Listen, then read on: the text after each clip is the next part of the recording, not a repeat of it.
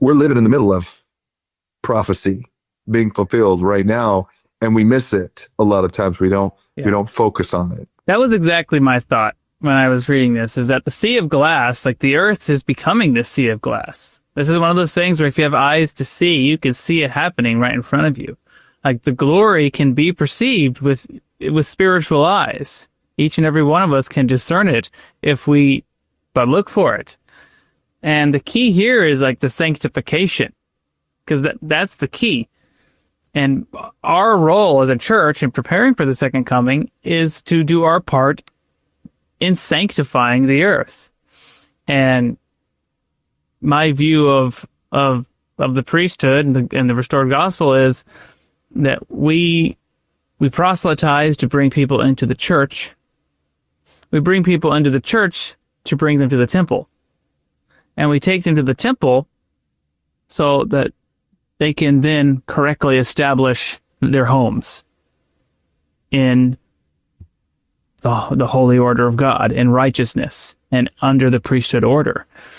And while it's true that we have hundreds of temples going up throughout the earth, I would argue the church has millions of temples on the earth, because a righteous home is a temple unto the Lord, dedicated unto the Lord. And as we build these temples, it's what we do with them that is sanctifying the earth. It's not just going in and making the covenants, but it's leaving the doors of the temple with those covenants we've made, and then putting them into practice and establishing righteousness throughout the earth and our homes and our communities.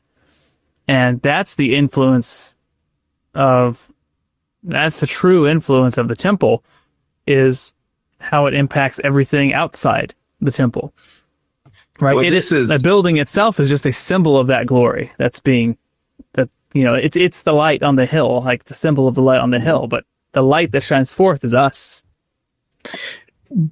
This is this pairs nicely with Elder Bednar's sacred times, holy places that he's continued to kind of reiterate to people. And he talks very clearly about the combination of church worship and temple worship, and the perfect unification of those two things is in the home, and he summarizes that by sacred times, holy places, and where is this best personified? Where is this best administered? It's in the home. And so to your point, 100%, you're correct that not only are we physically building these temples that the church administers, but then we are giving the power administered in the temple to hopefully faithful, worthy members all around the world, who then can go home and take that power with them, right? And so again, it speaks to this concept of